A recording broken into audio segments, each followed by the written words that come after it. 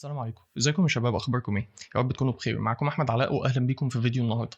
الفيديو ده انا حقيقي سجلته اكتر من مره، ولكن بصراحه قلت لازم الفيديو ده يطلع مظبوط عشان ما تكونش فيه اي معلومه خاطئه يعني وكده، لان هو فيديو مهم صراحه يعني. طيب فيديو النهارده بيتكلم عن ايه؟ بيتكلم عن ازاي اصلا تتعلم الجيم ديفلوبمنت في يونيتي بطريقه صحيحه، تمام؟ عشان اوفر عليك التعب والارهاق اللي انا قابلته في الرحله اللي انا بتعلم فيها، في الرحله بتاعتي وانا بتعلم الجيم ديفلوبمنت يعني. فانا ظبطت لكم مجموعه من الفيزز كده، لو انت مشيت عليها بشكل صحيح هتوصل باذن الله في النهايه لحاجه كويسه جدا يعني. اول حاجه معانا هو ان انت تتعلم الانجن. طيب بمعنى ان انت تبدا تتعلم اليوزر انترفيس بتاعت الانجن، تشوف كل ويندو وكل بانل بيعملوا ايه. تمام. خلصت انت يا عم الجزئيه دي؟ طيب جميل جدا، خش على اللي بعدها. طيب اول حاجه معانا هو ان انت تتعلم اليوزر انترفيس، بمعنى ان انت تشوف كل بانل وكل ويندو بيعمل ايه. طب لو انت عايز تجيب البانل الفلانيه هتجيبها منين وهكذا. خلصت انت حته اليو اي، ادخل على الجيم اوبجكتس، تمام، وادخل على جزئيه الكومبوننتس. اعرف الكومبوننتس المختلفه اللي بتتحط على الجيم اوبجكتس اللي عندك في يونيتي. اعرف الجيم اوبجكت ريليشنز، البيرنتس والتشيلدرن وهكذا. خلصت الجزئيه دي، ادخل بقى على سكريبتات بسيطه جدا، بمعنى ان انت تاخد الانبوت باستخدام اف ستيتمنتس يعني بشكل بدائي جدا. تبدا ان انت تابلاي فورس سواء بقى بالترانسفورم او ان انت تستخدم الريجيد بادي عشان تحرك البلاير او الجيم اوبجكت يعني. تبدا ان انت تدخل في جزئيه الكوليجنز والتريجرز باستخدام الكولايدرز يعني. وتشوف الحاجات دي بتشتغل ازاي وكده، وتبدا ان انت تكسبيرمنت. طيب عرفت انت الكلام ده، ابدا بقى شوف جزئيه البري فابس. طب السينز المختلفه، طب مثلا لو عندي من منيو وعندي وليكن الليفل بتاع الجيم، هل هعملهم كلهم في نفس السين ولا هعملهم في سينز مختلفه؟ هتبدا تشوف مثلا الموضوع ده بيتهندل ازاي. تبدا تشوف الانسبكتور ممكن تستخدمه ازاي. طب ايه الفاليوز اللي تظهرها في الانسبكتور، وايه المميزات مثلا ان انت تظهر حاجه في الانسبكتور، والمميزات ان انت تخليها برايفت وهكذا. تبدا تعرف الديباجنج، ازاي مثلا تتست الكود بتاعك بشكل صحيح، امتى تستخدم الديباج ستيتمنتس عشان تشوف هل الفانكشن دي بترن ولا لا، بحيث ان انت لو قابلتك مشكله تقدر ان انت تحلها بشكل كويس يعني. طيب خلصت البيزكس دي، تبدا تدخل على الميني بروجكتس. الميني بروجكتس اللي انا برشحها في الاول لاي حد بيبدا ان هو يتعلم، حاجات بسيطه جدا. حاجات بسيطه زي ايه؟ زي الفلابي بيرد كلون. يعني الفلابي بيرد دي انت في ساعه ممكن ان انت تكون مخلصها كلها، من كتر ما هي سهله يعني. ولكن مش الفكره ان انت تبدا ببروجكت على طول، على قد ما الفكره ان انت ايه، تفهم الدنيا رايحه منين وجايه فين في الانجن، وبعد كده تدخل على البروجكتس. تمام. بحيث ان انت لو قابلتك حاجه مثلا في البروجكت انت مش عارف بتتعامل ازاي، لا انت خلاص بخبرتك اللي انت بنيتها في الانجن، وحتى لو بسيطه هتقدر ان انت تقول هو هنا راح في الحته الفلانيه جاب الحاجه دي وحطها واستخدمها، فهتكون فاهم. طيب تاني بروجكت معانا هيكون من نوع 3 دي، وهو الاندلس رانر. طبعا كلنا عارفين الاندلس رانرز، حاجات زي صابوي مثلا او تمبل ران، وكلنا سمعنا عنها. فكون ان انت تقدر تطبق حاجه زي كده ولكن ولو على شكل بسيط، ده هيكون كويس جدا. الحاجه اللي عندنا بعد كده السمبل بلاتفورمرز، ودي بتكون مثلا من نوع 2 دي او 2.5 دي او حتى 3 دي، اللي تحبه يعني. هتقدر ان انت تعملها باي شكل، ولكن هي برضو بتعلمك استخدام الفيزيكس، ازاي تمبلمنت الجامبنج والجراوند تشيكس، ازاي تمبلمنت مثلا حاجه زي الموفينج بلاتفورمز، التشيك بوينتس وهكذا يعني. عندنا برضو حاجه سيمبل بعد كده، اللي هي التوب داون كولكتبل جيم. يعني جيم مثلا، جيم من التوب داون برسبكتيف، بتبدا ان انت تكولكت مجموعه من الكولكتبلز، سواء بقى كانت كوينز او فروتس او ان يكن. ولكن بتعلمك مثلا ازاي تهندل اليو اي وتعمل له ابديتنج بيزد اون الاوبجكتس اللي انت جمعتها في اللعبه وهكذا. فكل حاجه من دول بتعلمك سكيل معينه. ولكن الفكره بقى هنا في حاجه مهمه قوي، ان انت ما تدخلش في حته التوتوريال هيل، بمعنى ان انت تتفرج على التوتوريال تنقل اللي معمول بالظبط بدون ما تفهم. لا انت كده مش هتتعلم. طب تتعلم ازاي؟ الموضوع بسيط. ما تنقلش من التوتوريال بطريقه عميانيه، لا انت اللي المفروض تعمله ان انت تشوف هو عايز يعمل ايه، تمام. ممكن تتفرج عليه مره واتنين الاول، وبعد كده تحاول تعملها من نفسك. ده في حاله ان انت ما عندكش خبره سابقه. طب لو عندك خبره خلاص، انت مثلا هتشوف ان هو وليكن في الفيديو ده هيبني او هيعمل فلابي بيرد. طيب جميل جدا. انا مثلا كجيم ديف عارف ان خلاص البلاير ده جيم اوبجكت عليه سكريبت بيهندل الموفمنت. طب انا ايه الموفمنت اللي عندي؟ الموفمنت اللي عندي فورورد موفمنت على طول، تمام. فدي ممكن ان انا اعمل لها ابلاي بطريقه ثابته. وبعد كده عندي ايه، الجامبنج مثلا. او طريقه تانية ممكن تهندل بيها الموضوع، ان انت تثبت البلاير، تخليه بس ان هو يطلع فوق وتحت، تمام. وتخلي الاوبستكلز هي اللي تتحرك على في اتجاه البلاير، وبعد ما تعدي البلاير تعمل لها ديستروي مثلا. يعني هي طبعا مش اصح حاجه، ولكن انت ممكن ايه تمشيها بالموضوع ده في الاول، يعني الى حين ايه ما نوصل لقدامه. هكلمكم عن طريقه تانية ممكن نهندل بيها الموضوع ده. ففي اكتر من طريقه. يعني انت شوف، انا لما جيت احللك الموضوع خلاص حللته من كذا طريقه ممكنه ان احنا نهندل بيها الموضوع، تمام. فانت لو ما عندكش الخبره دي، الحاجه اللي ممكن تعملها ان انت تتفرج على التوتوريال مره واثنين وثلاثه، وتبدا ان انت ايه تحاول تطبقها بنفسك. طب في حين ان انت لو عندك الخبره دي المفروض تعمل ايه؟ المفروض خلاص تقول انا هوقف هشوف بس هو محتاج يعمل ايه او بيفكر يعمل ايه، اوقف الفيديو اروح انا اطبق اللي هو عايز يعمله، وبعدين ارجع اشوف هل انا طبقته بنفس الطريقه، طب هو عمل حاجه مختلفه، طب هل انا طبقته بشكل صح، طب الفانكشناليتي نفسها، وهكذا. كده انت فعلا هتبدا ان انت تتعلم، مش مجرد وما تكونش مجرد ان انت بتنقل كود وخلاص، تمام. طيب خلاص عدينا الجزئيه دي، نبدا ان احنا هنا ايه الحاجه المهمه، ان انت تبني العاب صغيره جدا لدرجه انها ما تاخدش منك وقت. يعني انا قلت لك اصلا ممكن الفلابي بيرد دي تخلصها في ساعه، تمام يا عم. انت لو لسه بادئ بتتعلم هنقول لك 3 ساعات مثلا، ماشي. ولكن الفكره ان انت ما تبداش ببروجكت كبير عشان هياخد منك وقت ومش هتقدر تنفذه في الاول، عشان السكيل ليفل بتاعك مش هيكون ايه بالقوه اللي انت متخيلها. طيب خلصنا فيز 1، ندخل على فيز 2. فيز 2 بتركز اكتر مش على الجيمز الكامله، ولكن هي بتركز اكتر على الجيم سيستمز. طب بمعنى، او ليه مثلا بنركز على الجيم سيستمز؟ لان الجيم سيستمز المميزات بتاعتها ان انت طالما مش بتبني اللعبه كامله، فانت السيستم مش هياخد منك وقت زي ما اللعبه الكامله هتاخد منك وقت، تمام. فانت ممكن السيستم ده تخلصه من يوم ل7 ايام مثلا، في حين ان انت اللعبه الكامله دي ممكن تاخد منك شهور عم تخلصها، تمام. فالسيستمز اسرع، بتعلمك سكيلز بطريقه اسرع برضو، وبتعلمك سكيلز كتيره.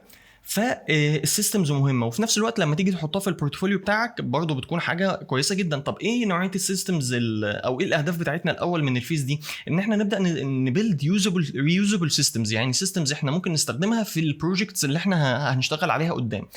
الحاجه اللي بعد كده ان انت تفهم ازاي الالعاب بتشتغل، وازاي يعني تبدا تفهم الاركتكتشر بتاعت الالعاب والاركتكتشر بتاعت السيستمز دي، تمام. يعني وليكن مثلا هل انا عندي حاجه معينه هي اللي بتهندل الجيم ستيتس، ولا كل حاجه مثلا، ولا اكتر من حاجه بتهندلها؟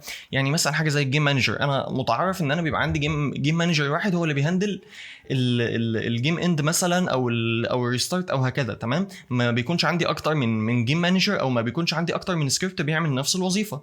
تفهم الالعاب الحقيقيه بتشتغل ازاي، ودي هتجيلك مع الوقت، ان هو مثلا تفهم لا هو هنا السيستم ده متعارف ان هم بيعملوه في الالعاب بالطريقه الفلانيه، فانا مش محتاج ان انا اعيد اختراع العجله واروح اعمله بطريقه تانية. لا انا خلاص انا هتبع نفس السيستم اللي هم بيمشوا عليه، واحاول ان انا اعدل فيه مثلا لو قدرت، بحيث ان انا اقدر اتعلم حاجه جديده، تمام. طيب ايه انواع السيستمز اللي احنا ممكن نعملها؟ انواع السيستمز اللي احنا ممكن نعملها حاجه زي الاف بي اس شوتنج باستخدام الريكاستس مثلا، وتبدا ان انت تطبق جزئيه الريلود. والموضوع بسيط جدا، لو انت هتعمله مثلا بكونديشن بسيط، ان هو انت عندك مجموعه معينه من البوليتس، كل شويه بتسحب واحده منهم، لما تيجي تفاير خلصت مجموعه البوليتس دي، خلاص هتقفل الشوتنج، وتخلي البلاير تقول له انت محتاج دلوقتي تعمل ريلود، تمام. فالامور بسيطه.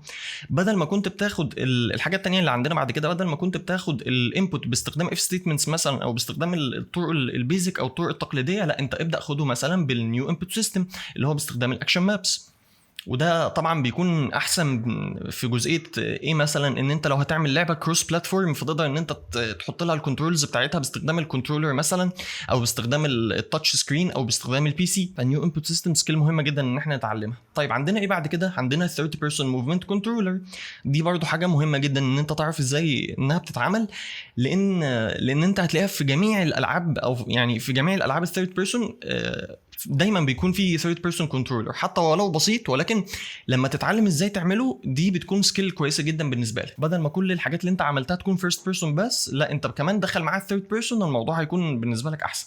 طيب الحاجه اللي عندنا بعد كده استخدام بيزك دايلوج سيستم، سواء بقى ان هو مالتيبل تشويس سيستم وكل تشويس ليها رد معين، او ان انت مثلا عندك سنجل تشويس مثلا، وبتبدا ان انت تتكلم مع الام بي سي وهو بيرد عليك باستخدام يعني ردود انت معرفها له قبل كده. وحاجه زي كده هتعلمك ازاي ان انت تهندل اليو اي. يعني وليكن لو دي الشاشه، فانت عندك خلاص السبتايتلز اللي هتكون ظاهره تحت هنا من الام بي سي وهو بيتكلم معاك، فده هيعلمك ازاي ان انت تابديت اليو اي بيزد اون اليوزر انبوت. فالموضوع ده برضه هيكون كويس. نيجي بقى لحاجه لذيذه جدا في اليونيتي انجن، وهي الاي اي او الارتفيشال انتليجنس. مش بالمعنى الحرفي اللي احنا معتادين ان احنا نسمعه مثلا، ولكن الاي اي زي مثلا الباترول، التشيس، ان هو مثلا بيكون بيمشي من منطقه لمنطقه ويبدا ان هو يشوف هل البلاير وصل هنا ولا ما وصلش. طب في حاله ان البلاير وصل يبدا ان هو يطارده او يجري وراه.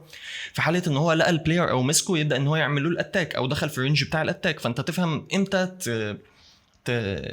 تانجيج مثلا، او امتى تشغل كل بيهيفير من البيهيفيرز دي، وعلى اي اساس تشغلها، ايه الكونديشن مثلا. يعني وليكن هل الاي اي وليكن لو ده البلاير اهو، هل البلاير دخل في الزون بتاع اللي تشيس ولا لا؟ لو ما دخلش في الزون بتاع اللي تشيس خلاص يبقى الاي اي يكمل البترول بتاعته على الروت اللي هو محدد عنده. طيب في حاله ان هو دخل في التشيس خلاص يبدا ان الاي اي يجري ورا البلاير. في حاله ان هو خلاص دخل في الزون الاقرب من الاي اي يبدا الاي اي ان هو ياتاك البلاير. تمام. فممكن تعملها بيزد اون الديستنس يعني.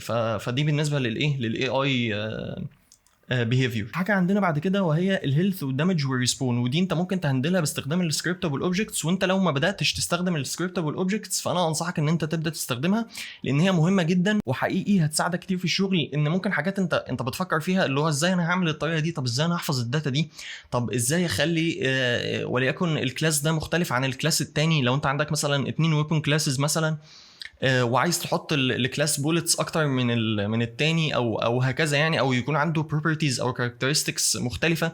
فهنا بقى يجي دور السكريبتابل اوبجكتس. تمام. وهي بتهندل لك الموضوع ده، ولكن ابدا ان انت تطبقها بامثله بسيطه الاول، وبعد كده ابدا ادخلها في حاجات تشالنجينج اكتر مره بعد مره. فده بالنسبه للسكريبتابل اوبجكتس. عندنا بعد كده الانفنتوري سيستم، برضو حاجه لذيذه جدا لو انت قدرت ان انت تهندلها. بتعلمك استخدام اليو اي وبتعلمك استخدام السكريبتابل، بتعلمك استخدام اليو اي وبتعلمك استخدام السكريبتابل اوبجكتس. وبرضه لو قدرت ان انت مثلا تربطها بداتابيز وتخليها تابديت مع كل مثلا ايتم بتدخل في الانفنتوري او بتخرج منها، ده برضه حاجه كويسه جدا. طبعا عندنا هنا حاجه زي الاوبجكت بولينج، وهنا اللي كنت قلت لكم عليها في لعبه الفلابي بيرد، ان هو بدل ما تدستروي البايبس مثلا بعد ما تعدي البلاير، لا انت هتقوم واخدها بعد ما تعدي البلاير حاططها ورا هنا تاني، ورا هنا كده.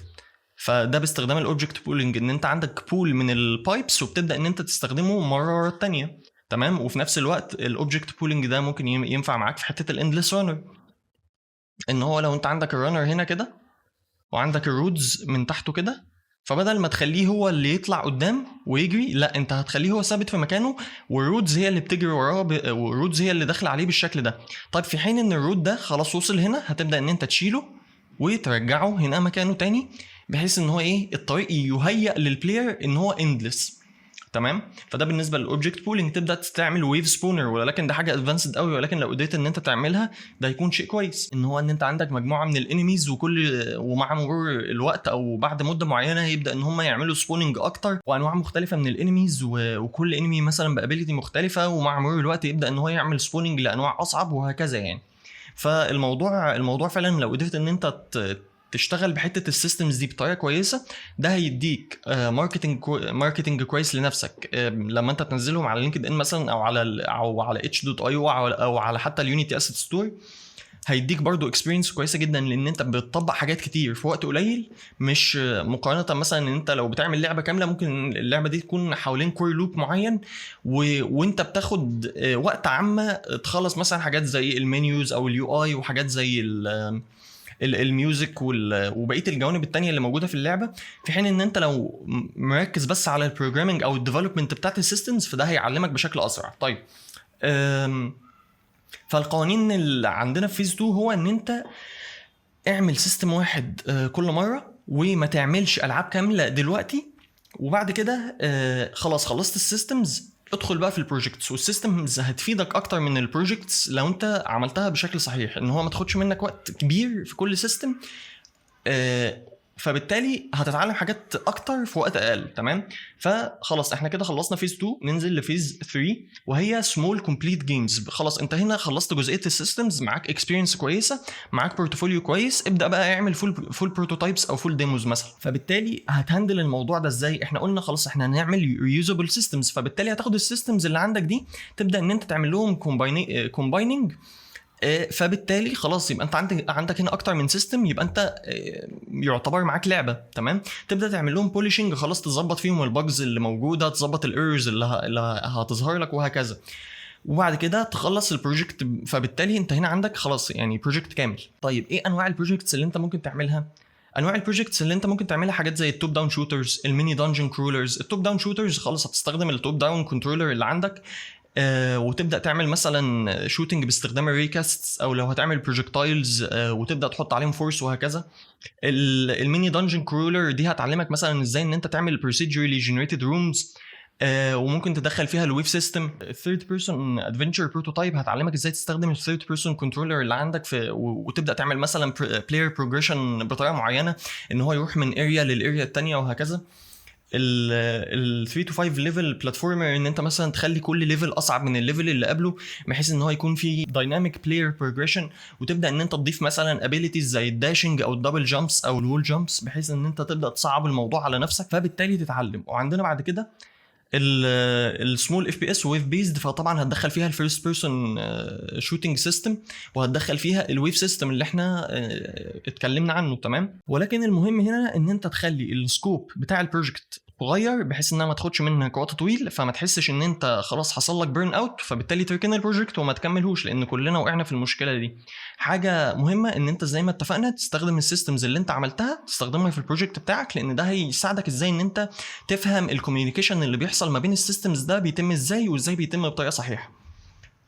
واهم حاجه ان هو خلص البروجكت تحت اي ظرف من الظروف. تمام، لو البروجكت بتاعك السكوب بتاعه صغير فهتقدر ان انت تخلصه، فبالتالي هيكون عندك ماتيريال كويس ان انت تماركت لنفسك بيه مثلا على السوشيال ميديا وهكذا. طيب النصيحه الاخيره اللي انا ممكن اقدمها لك اللي هو اتعلم وطبق اللي انت بتتعلمه. انت لو مثلا بتتفرج على توتوريالز وبس بدون ما تطبق، انت كده مش بتستفاد حاجه، لان انت خلاص يوم او يومين هتنسى اللي انت اتعلمته. تمام، ما تجريش ورا الايدياز الكبيره بدري، لان انت هتحرق نفسك او هتحرق مجهود في الفاضي في حاجات مثلا انت يعني مش ملم بيها دلوقتي، فهتركن البروجكت، هتحبط، هتركن التراك وهكذا. فعشان ما تدخلش في الدوامه دي، لا انت خلاص ركز على البروجكتس الاصغر، وابدا ان انت خلصهم واحده ورا الثانيه. طبعا بعد ما تخلص السيستمز وهتلاقي نفسك انه خلاص هتقدر ان انت تمسك بروجكت كامل كبير وتقدر ان انت تخلصه، سواء بقى ياخد منك شهر او 2 او 3 او حتى 5 مش مشكله، بس ساعتها هتكون مؤهل وجاهز ان انت تخلص البروجكت ده. طبعا زي ما اتفقنا خلاص ابدا بحاجه صغيره خلصها، وبعد كده موف اون للحاجه اللي بعدها. تمام، وحاجه مهمه جدا دونت اوفر بلان، ولكن تيك اكشن. يعني ما تقعدش ان انت تخطط وتقول انا هعمل 1 2 3، في حين ان انت لو كنت بدات يعني ممكن ان انت التخطيط ده ياخد منك وقت، في حين ان انت لو كنت بدات ما كنتش هتقعد المده دي كلها. مش بقولك ان التخطيط مش مهم، لا التخطيط مهم، ولازم طبعا يكون عندك جيم ديزاين دوكيمنت بتمشي عليها عشان ما يحصلكش سكوب كريب وهكذا، وحتى كنا اتكلمنا عن الموضوع ده في فيديو سابق على القناه. ولكن ما تضيعش وقت كبير جدا في التخطيط، في حين ان انت ممكن تيوتلايز او تستخدم الوقت ده في الديفلوبمنت. تمام، اهم حاجه برضو ان انت الكونسيستنسي اهم 100 مره من الانسبيريشن. بمعنى ان انت لو مثبت ان انت هتذاكر 10 دقائق كل يوم، ده احسن بكتير من ان انت تقعد تيجي يوم مثلا تذاكر فيه 5 ساعات وتقعد شهر ما تذاكرش. تمام، ف اهم حاجه الاستمراريه اهم من الشغف، لان انت لو استمريت كده كده هتوصل. الشغف بيروح وبيجي وبينطفي وبيرجع ان هو وبترجع ان انت تستعيده تاني، فانت ما تعتمدش على الشغف ولكن اعتمد على الاستمراريه وبس. دي بكل بساطه كده النصائح اللي انا اقدر اقدمها لك في ان انت تقدر تتعلم الجيم ديفلوبمنت. ولكن انا هنا طبعا ممكن اكون ركزت على يونيتي. لو انتوا حابين ان انا اعمل فيديوز عن انجنز مختلفه انا ما عنديش ادنى مشكله،